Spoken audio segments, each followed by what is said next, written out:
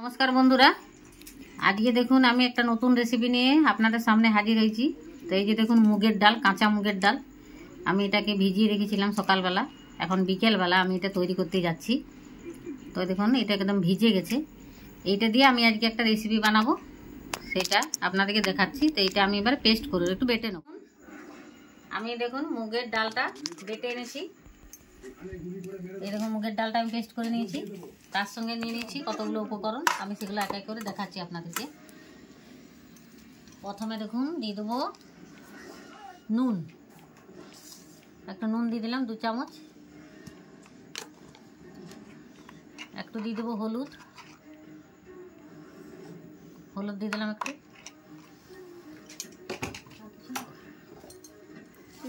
তো নুন দিয়েছি, হলুদ দিয়েছি। এবারে দেখুন দিয়ে দেবো চিনি, 1.5 চামচ চিনি দিয়ে দিলাম আমি। এরপরে দেখুন দিয়ে দেবো এই যে চামচের 1 চামচ সুজিটা দিয়ে দিলাম। এরপর দেখুন এই যে গাজরটাকে বন্ধুরা দেখুন আমি একটু পেস্ট করে নিয়েছি, মানে গাজরটা সিদ্ধ হতে দেরি হবে ওই জন্য একটু পেস্ট করে নিয়েছি। আমি এটা 2টো গাজর নিয়েছি ছোট ছোট। এটা বাচ্চাদেরকে বানিয়ে খাই, মানে বাচ্চারা খেলে খুবই উপকার। বাচ্চাদেরকে টিফিনে খাওয়াতে পারেন। বাচ্চাদের জন্য যদি বানান তাহলে লঙ্কাটা একটু করে দিবেন, লঙ্কাটা বাদ দিয়ে দেবেন। এরপরে দেখুন দিয়ে দেবো ধনে পাতা, এই যে শশা কেটে রেখেছি আমি একটা, কাঁচা লঙ্কা, টমেটো আর পেঁয়াজ কুচি। তো আমি এগুলো সবগুলো একসঙ্গে দিয়ে দেবো।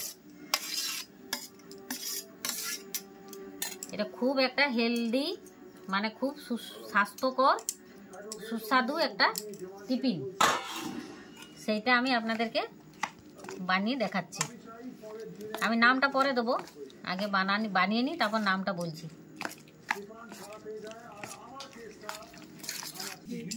তো দেখুন বন্ধুরা হয়ে গেছে, সবগুলো সবজি আমি মেখে নিয়েছি। এবার আমি এটাকে ভেজে নেব। আমি তাওয়াতে একটু তেল গুলিয়ে নিয়েছি। এবার আমি একটু এই যে বেটারটা ঘেঁটে এটাকে আমি দিয়ে দিচ্ছি। হাতার সাহায্যে একটু মেলে দেবো।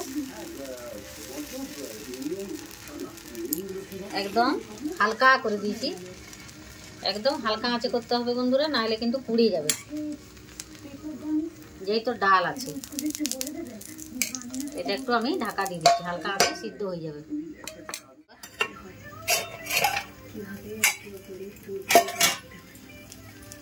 এটাকে আমি হালকা করে একটু উল্টে দেবো।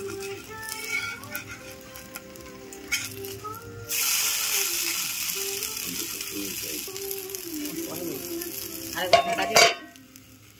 তো বন্ধুরা দেখুন কি সুন্দর কালারটা হয়েছে, কি সুন্দর উঠে গেছে দেখুন।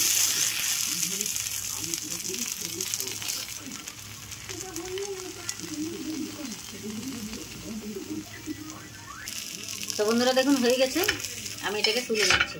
দেখুন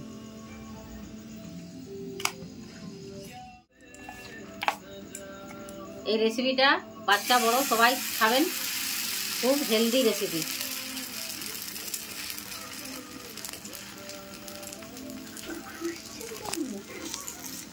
ডিম ভাজা বলে খেয়ে নেবে বাচ্চারা, ডিমের অমলেট, আর খেতেও টেস্ট হবে। তো দেখুন আমি ঢাকনাটা তুলছি আর একবার, এটাকে উল্টে দেবো।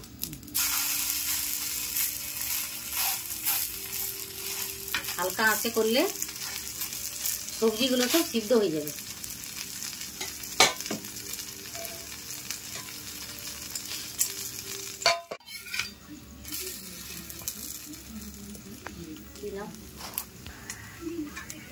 তো বন্ধুরা দেখুন আমি ভাজাটা দেখিয়ে দিলাম।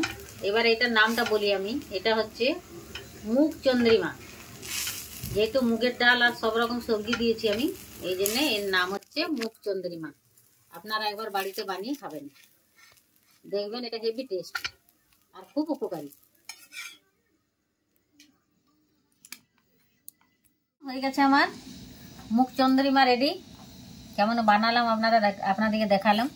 তো আমার রেসিপিটা যদি আপনাদের ভালো লাগে তাহলে একটা কমেন্ট করে দিবেন, আর লাইক করে দিবেন, একটা সাবস্ক্রাইব করে দিবেন।